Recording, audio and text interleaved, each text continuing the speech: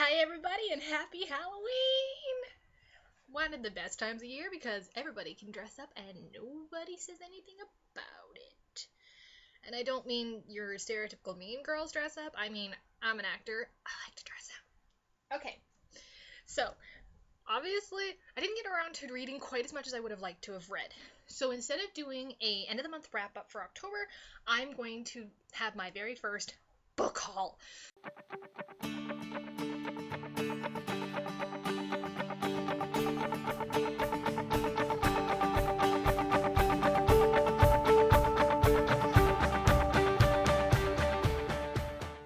So a few days ago, a friend and I went up to the book outlet. It is a beautiful store full of books that are at very low discounted prices. So I'm getting hardcover books for like $5. I mean, that doesn't happen, right? So basically, I went up there to pick up a bunch that I had already ordered, and I ended up picking up an extra one as well. So I have a grand total of 16 books in this haul. Is it crazy?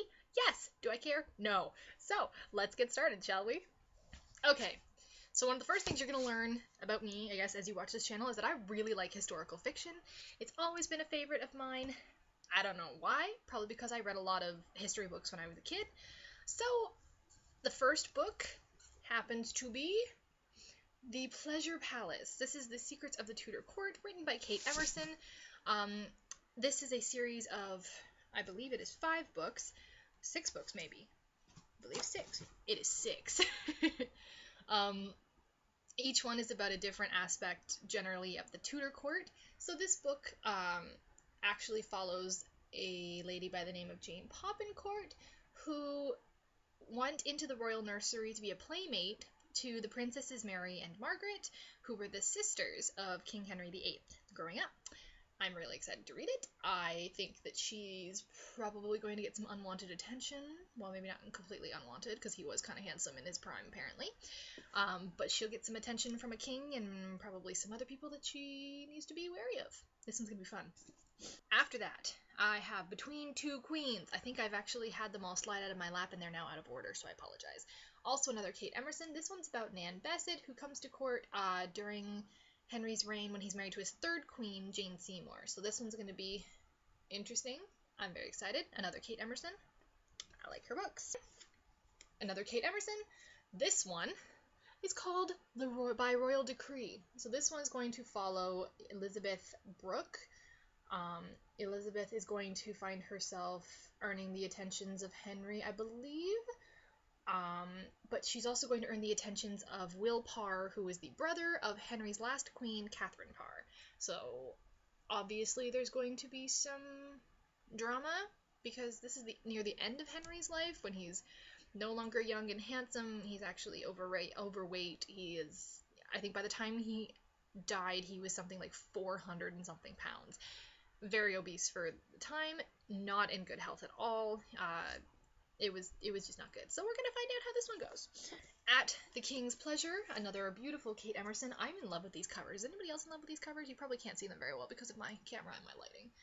But, so this one is about Anne Stafford, who is a lady waiting to Henry's first wife, Catherine of Aragon. So, obviously at this point, Henry's still a young man. He's still very much attached to the idea that he is a ladies' man, even though he is married. So we're going to find out who else's attention she gets, because it looks like William Compton, who was a friend of the king's at the time. So this will be cool. Royal Inheritance. This one is about an illegitimate daughter, Audrey Malt, who apparently her father is the tailor to King Henry. But I think, if I'm reading the back of this correctly, everybody's going to start thinking that she's actually Harry's kid or Henry's kid, because she's got Tudor red hair. It was a big kind of declaration of being a bastard at that point, is, hey, you're probably the king's child because you're a redhead. Seems kind of stereotypical to me, but hey, we're going to give it a go. Obviously, there's one more in that series. I already have it. I'm very excited to read it. Yeah, The King's Damsel, I believe, is the last one, so we're going to find out how that goes. So, another one that revolves around the Tudor court. This one is called The Secret Bride by Diane Hager. She's written a couple of other books that I also have, one of which is I, Jane. which chronicles the life of Henry's third queen, Jane Seymour, before she comes to court. So this one's going to revolve around his younger sister, Mary. Mary, according to history, went over to France to marry the King of France. He was an old man. He died like a couple of months after they were married, and she returned home to England as a widow, but she'd fallen in love with his best friend, Charles Brandon, who came from nothing and was raised to be the Duke of Suffolk. And it caused a big scandal at that point because they didn't ask Henry's permission to be married, and since she was, a royal sister, she's kind of like his property, so this will be fun. I know they went through some drama, but, by all accounts, their marriage was a happier one, because they did marry for love, so we'll see. Now, this is the book that I picked up when I already had 15 that I was picking up. Jennifer McGowan's Maid of Secrets. I believe it is the first of a trilogy, and it's going to revolve around an orphan by the name of Meg Fellows. She makes her life pickpocketing, but then she ends up picking the pocket of the wrong nobleman and suddenly finds herself with a made-up name, alias, and nobility title, and she's serving as part of the Ladies in Waiting, or Maids of Honor, excuse me, to Queen Elizabeth I. Obviously, these girls are all going to have special talents of what kind to keep the queen safe, because she had a very uncertain reign for a little bit, simply because a lot of people were like, well, she's a Protestant. You had a lot of Catholic plots because they didn't want her there. You had a lot of men who were like, we had a queen already and that didn't go so well, so let's not have another one. Yeah, so this one's going to be fun. I'm very excited for like the spy kind of aspect of that one, because you don't get to see that very often. Venturing outside of my historical fiction, I also picked up Taking the Lead by Derek Hough. Anybody who knows Derek Hough, you probably know him from Dancing with the Stars. He's been on Broadway. He played Ren McCormick in, I believe, it might have been the off-Broadway production of Footloose, so obviously boy can sing. He's going to be playing Corny Collins in the upcoming live broadcast of Hairspray. I'm very excited to see that. I love watching Derek dance, and as a musical theater performer, this book just kind of jumped out at me when I saw it, so I had to pick it up. I mean, come on. Look at that smile. Enchantress of Paris by Marcy Jefferson. This one actually goes outside of England and is going to take place in the court of the Sun King, who I believe was Louis XV of France. So I'm not entirely sure. This one was very much I picked up the cover, I read the synopsis really quickly, and I kind of put it in the cart because I was like, oh look, it's something new and different, it's going to be great. So I'm really excited to see somebody's take on like the French court, because a lot of the time I find that the French books, they tend to be very stuck in Mary Queen of Scots. So to see something that takes place later and before the Revolution is going to be great. I'm really excited because I don't have a French monarchy to follow anymore. I follow the British monarchy because why not? But, obviously, Revolution, Marie Antoinette. So, there's another one. Going back to the Tudor era. 8 was written by H.M. Castor, and this one's going to follow the younger Henry VIII, back when he was athletic and he was young and he was a ladies' man and he was just coming into his throne. He was only 17, I believe, at the time when his father passed, and then he married his brother's widow. So that's when a whole lot of this kind of started. I think it's going to be very, if King Henry were around, I think it would inflate his ego. I think we're going to do that. We're going to see a very athletic Henry. We're going to see a very youthful and healthy Henry, and I think that's the part of him that history kind of forgets about, because all we really see is the tyrant he sort of became later. So I'm interested for this one. That one's going to be fun. The Tutor Vendetta. It is the last of the trilogy in the Tutor conspiracy, and there's one other one, the Tutor... off the top of my head, I forget. So C.W. Courtner wrote the Tutor Vendetta, so it is the last of the trilogy. Obviously, this one is going to follow a young boy who, well, I guess he's not really young anymore, is he? He does discover that he's very well related to the new queen. He's the son that Henry's younger sister Mary, the last child that she had before she died. So there were male heirs to the Duke of Suffolk, but apparently Brendan Prescott, as he goes through, doesn't have a clue of who he is until the end of the second book. And so this is like Brendan trying to figure out where he's got to go and who he's going to protect Elizabeth, because now he knows that they're related, but I don't think he's told her yet. So this one's going to be really interesting to see how everything wraps up, all the plots and everything. The Exiled by Posey Graham Evans. So this one is this is actually book number 2.